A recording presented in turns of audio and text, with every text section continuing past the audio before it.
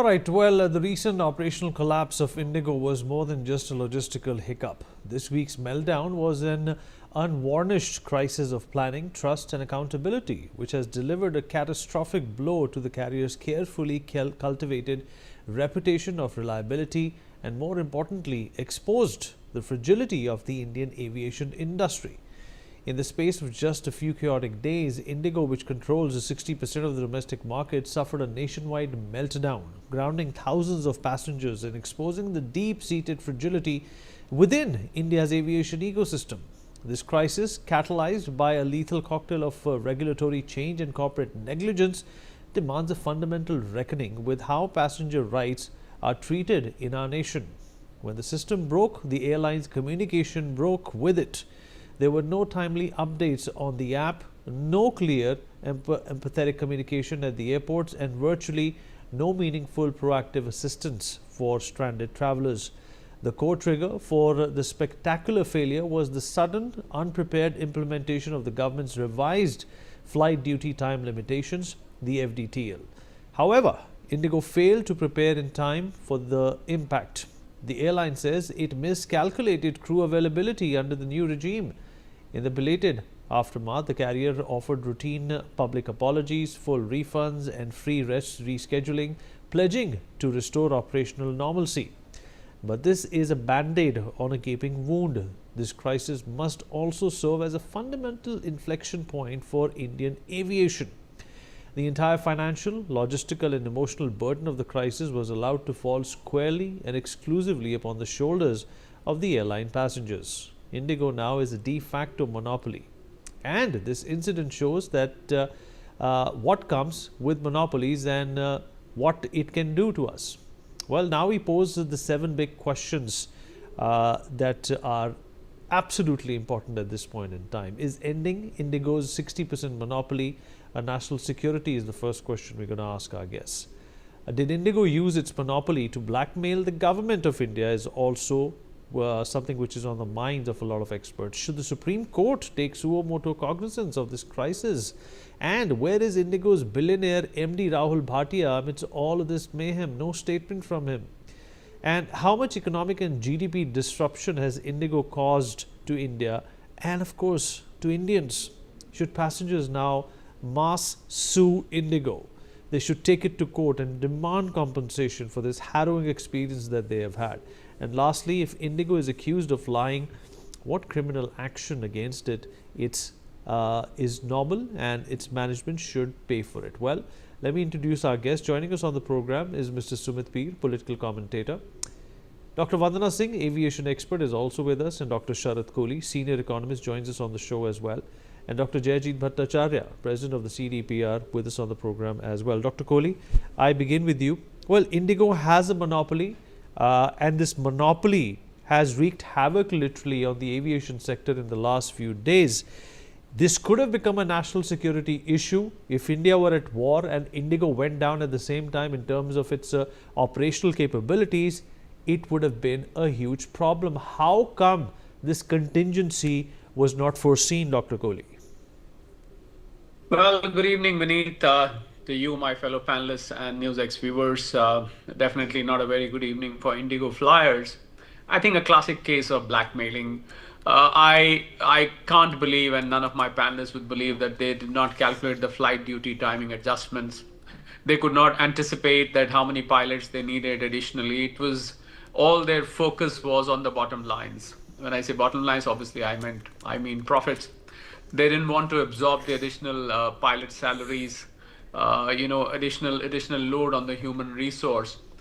They were very conscious of what the money they're making, and they knew that 6 out of 10 planes in India or 6 out of 10 passengers in India go for IndiGo. And they knew if they stopped, they would be arm twisting the government that you made the rules, but these rules cost our bottom lines, and this is what we can do. So I think they may have thought of that as the right step. But eventually, it is going to do more harm to them than to the passengers. Of course, the economic cost of this is humongous. People lost meetings, people lost, not just economic cost, but social and cultural cost. There was somebody who missed their wedding.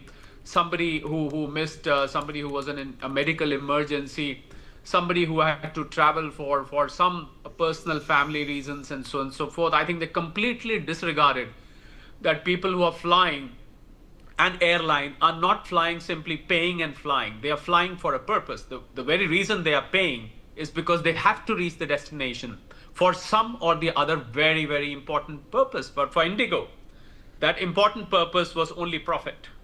That if we profit, well, we will keep running. If you make a regulatory amendment where we have to sacrifice a part of our profit, I'm sorry, flying is not important for us. But what they forgot is that if they do like this, they thought that the government is going to bulge. Well, government may bulge for some time, but then this would leave a scar on their reputation. And all the reputation which IndiGo has earned over all these years, which made it reach from 0 to 60%. Unfortunately, it is getting eroded now. And so what use was this step? I just fail to understand. The problem here is the structure of civil aviation beneath in India. IndiGo with monopoly, Air India struggling to still establish itself. We know what Air India has come out of from government to Tata's. It is still struggling. Old aeroplanes, struggling with the infrastructure, struggling with the manpower, struggling with a lot of things. I mean, it is just about managing to grab that market share, but not able to the way it was expected to. I think, Vineet, on a lighter note, rather on a serious note, I was talking to some of the panelists before the show started. Civil aviation in this country needs a havan. It seems to be jinxed. It seems to be cursed. Jet Airways, Kingfisher, Go First, Air Deccan. I think the story goes on. What happens to airlines in these countries? Why can't airlines profit in this country? And that is what becomes a deterrent for new investment to come in. We have Akasa, we've got a few other, Dr. Vandana was telling me just now that there are a few other airlines who are in the pipeline.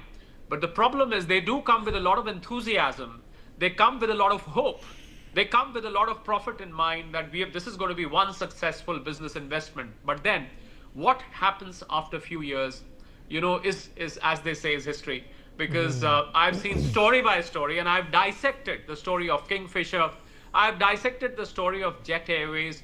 I've dissected the story of Go First, Air Deccan, and the list goes on. I think, we seriously need a big havan on civil aviation. Call it as civil aviation havan. Call it as civil aviation puja, whatever you want to call it. Something needs to be done for this civil aviation and industry in India to come out of that. Vineet.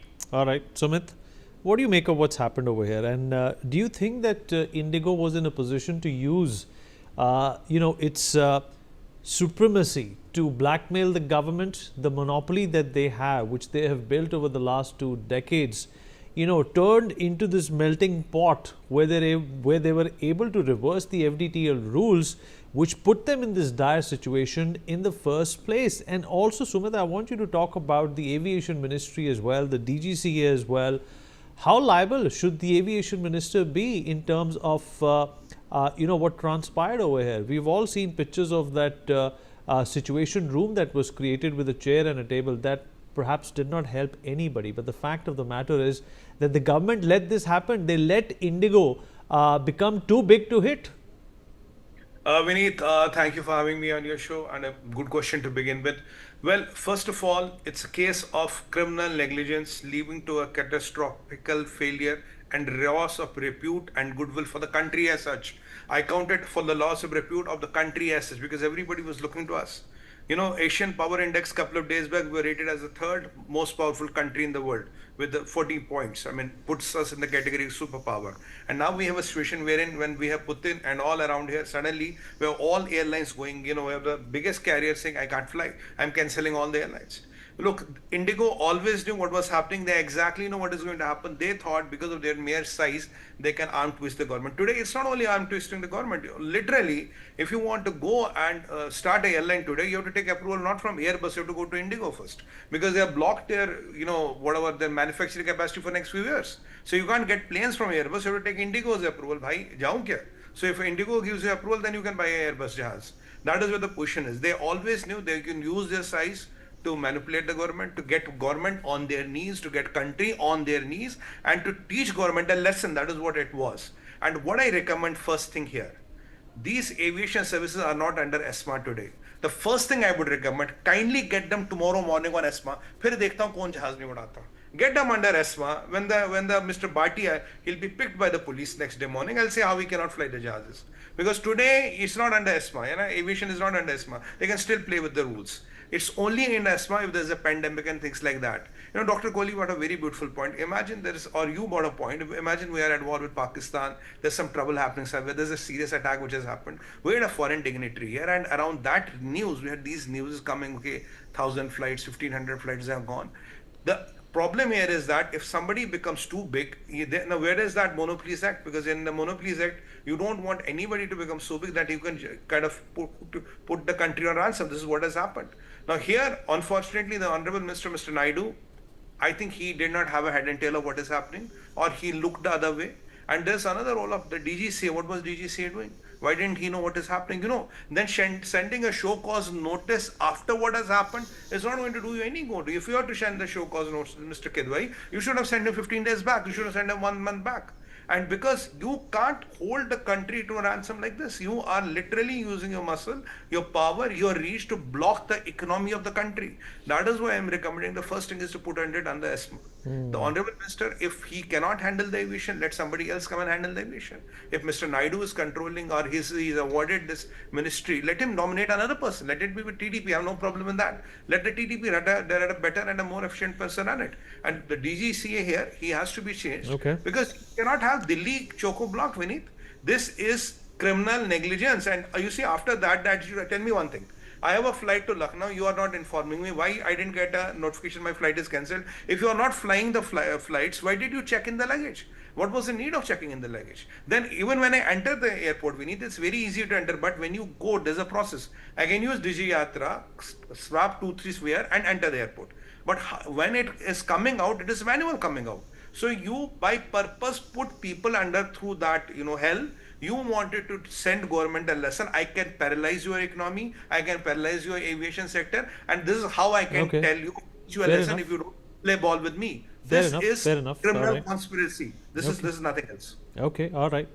Vandana, what should the government do at this point in time? What kind of criminal liability is IndiGo likely to face, if any? Because this is an airline which has literally committed murder at this point in time. But the big question is, are they going to be allowed to get away with it?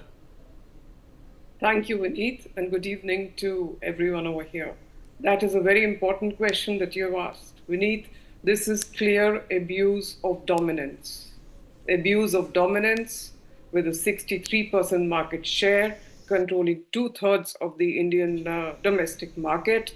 And they have gone for regulatory blackmail, they have cheated, they have lied, and they are guilty of all of this. And now what the government can do with the show cause notice and awaiting IndiGo's response or justification of what they have done. Caught cheating, caught lying, they are going to be taken by the Competition Commission of India along with the DGCA. They can face anything from Section 420, which is cheating, lying, withholding information, dishonesty. They can go for Section 406 of the criminal breach of trust. Then there is the Consumer Protection Act of 2019 against unfair trade practices. And let's not forget, when it comes to aviation laws and regulation, Vineet, we are talking about the Competition Commission of India, specifically for airline and for the airlines to comply with the regulations. A lot of prohibitions are there, which includes things like price fixings or cartels and things like that that we've heard before.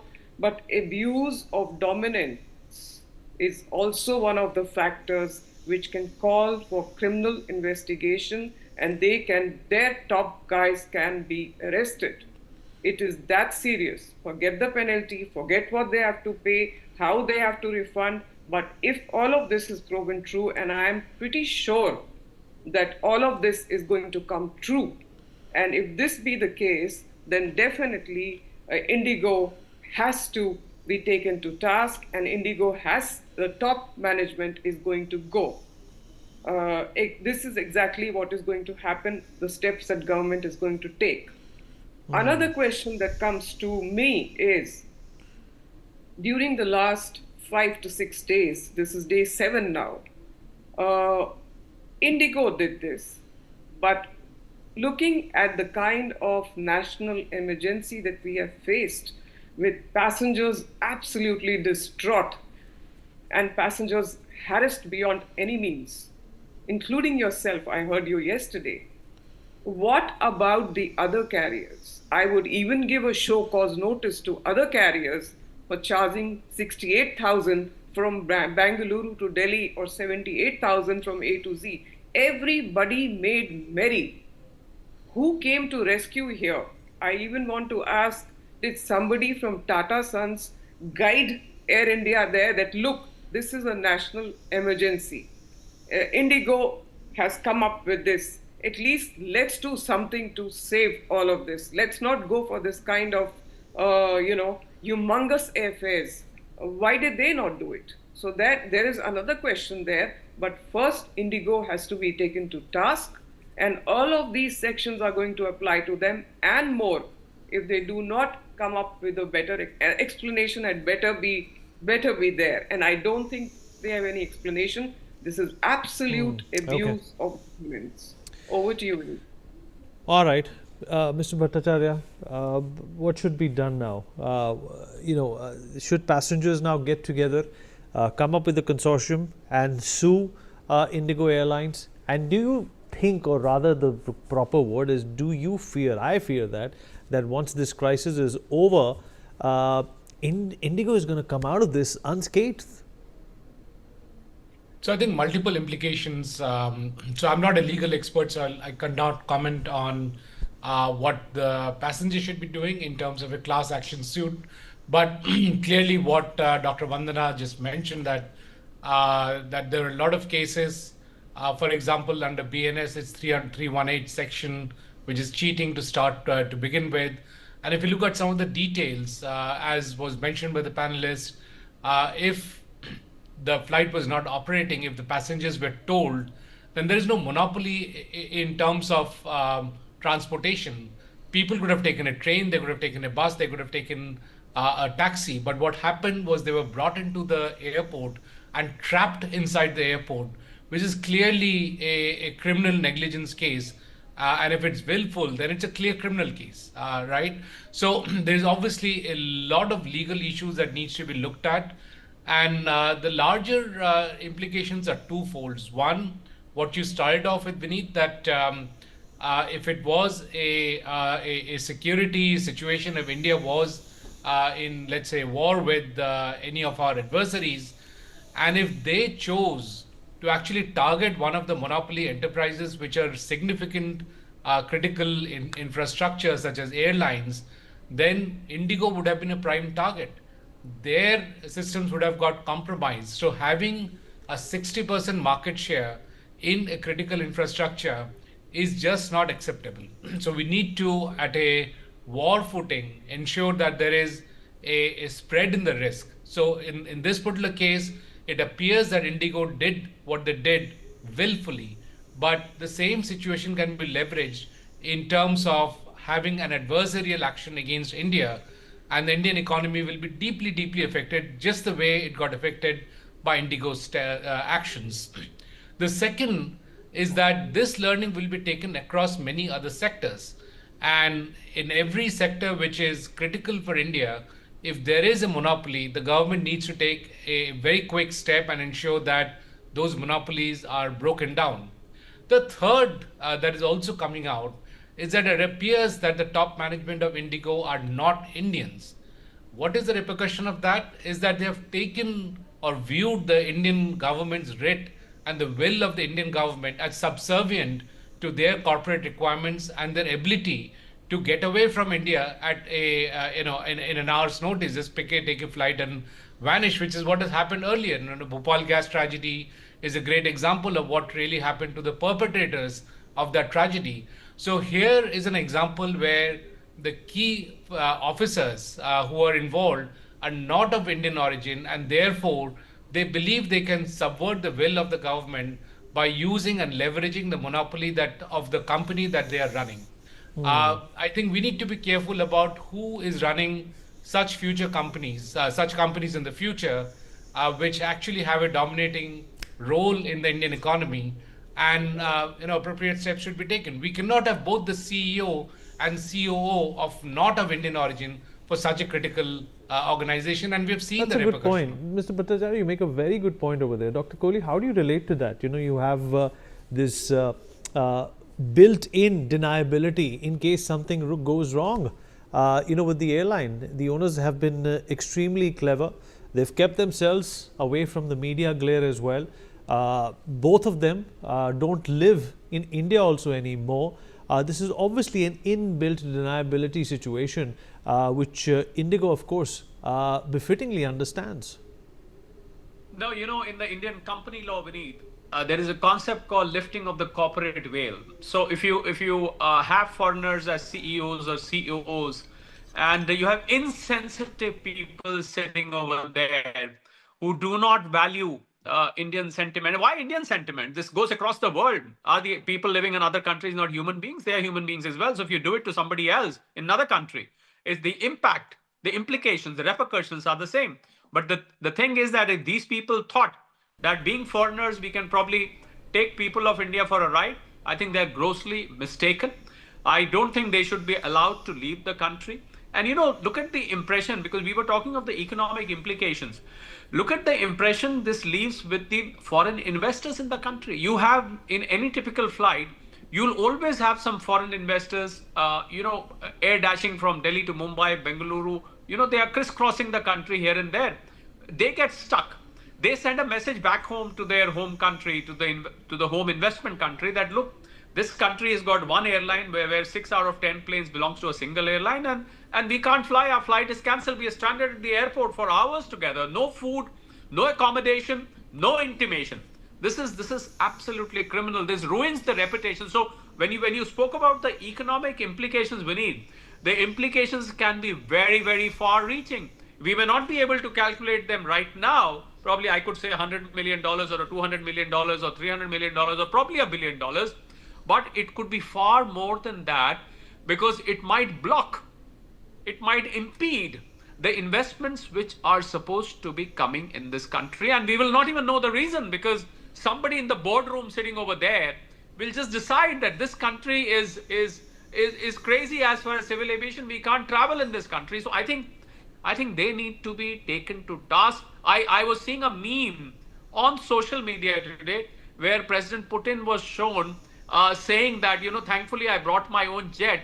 Otherwise, I would have got stuck in an IndiGo flight, or my flight would have been cancelled. I would have gotten stuck here till IndiGo flew me back. That is the kind of reputation damage that this can do. I think no mercy on these people, whatever be their share. Government must take a very bold stand. And one more recommendation, Vineet. I think the frequent flyer of this country, of every airline, must get together. They should form an association of flyers, if one already exists, which is not aware. But I think the frequent flyer program of all the airlines, they must come together. And the way they are loyal to the airline, they should be loyal to the people of the country also. Form an association, file a suit, and file a suit for recovery of all the damages beneath. Fair enough. We have run out of time. Appreciate everybody who joined in and discussed this very critical matter, which pertains to not only the sanctity but also the future of the Indian aviation industry. We'll be right back.